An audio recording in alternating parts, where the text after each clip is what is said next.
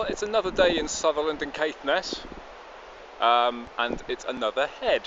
Yesterday was Dunnet Head, which was the most northern point on the British mainland, and today it's Duncansby Head. But it is just a stone's throw, it's just a couple of miles from John O'Groats, which obviously a lot of people make a pilgrimage to, because it's like the people do to Land's End down at the other end of the country in Cornwall. It's a pleasurable, interesting, exhilarating thing to stand at the extremities of your country. But I do wonder how many people that go to John O'Groats come a little bit further east and come and see Duncansby Head and the Duncansby stacks, these rock stacks. So impressive. Let me just zoom in. Is that not amazing?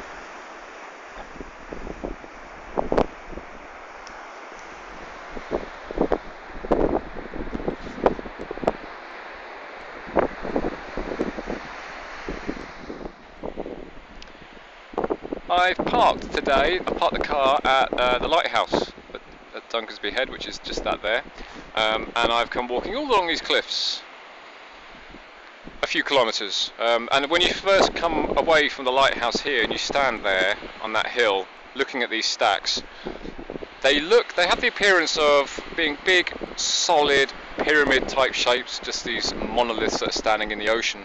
But it's not until you actually come along these cliffs and your view of them changes that you realise they're not these big, solid, stable rock stacks that they appear to be. And you'll see this as I go back and work my way along the cliffs back to the lighthouse.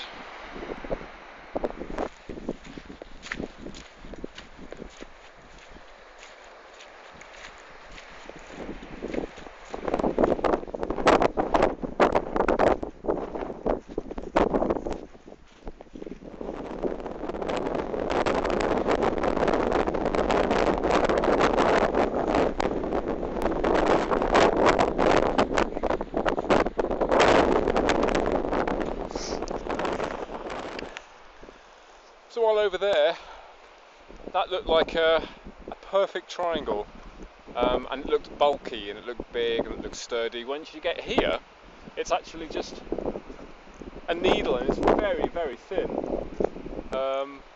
It's funny how the aspect changes, how their appearance changes too.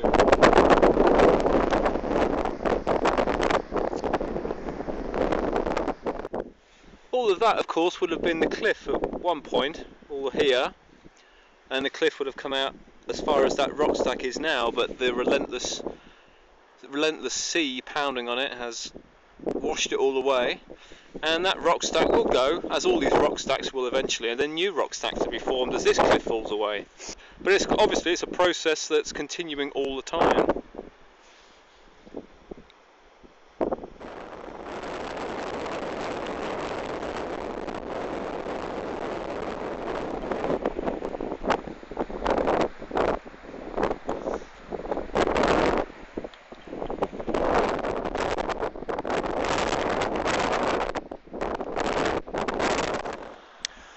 I'm approaching the lighthouse now, and this is a kind of view I had of these rock stacks when I arrived here this afternoon, and I had no idea that, you know, once I got to the other side of this, that this one in particular is actually just thin. It's just, there's nothing to it at all. It looks like it's a big solid massive cliff, but it isn't.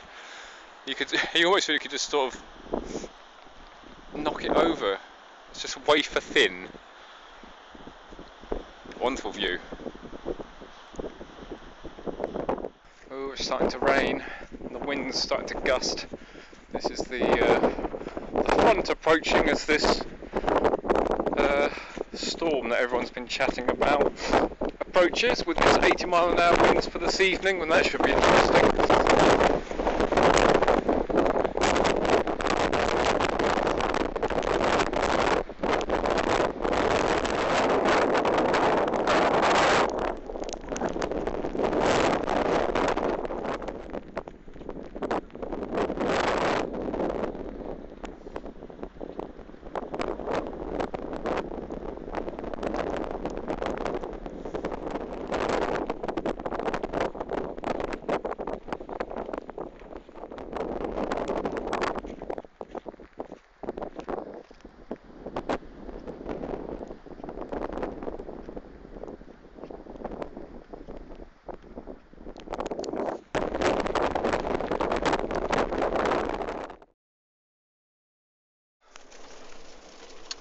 I just made it back to the car just as, if you can hear that,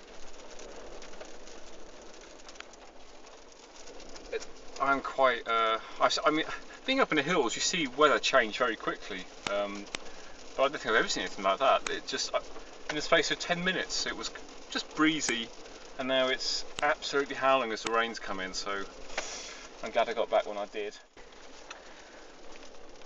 Something I can't help pondering actually, just, I had some of my warmest clothes on and I was quite cold actually, in the wind and the rain, but you watch these fulmars, these birds, thousands of them nesting on the cliffs, and as a storm coming in it could be gusting 80 miles an hour or more, and you know, they don't have clothes, they just sit there on the ledges, you know, braving it out. It's quite incredible. It's tiny little things that can tolerate conditions like that. You know, we're adaptable as we are, we're pretty useless really, aren't we, without clothes and all our modern gadgets and Gore-Tex and stuff.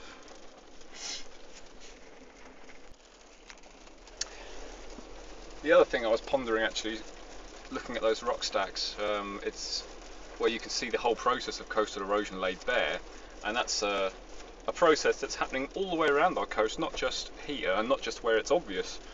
So presumably, eventually, there'll be no Great Britain left. It'll just be eroded away into the sea. You know, it's not like we're gaining any more land. I just wonder what will happen with all the people. Where's everyone going to go?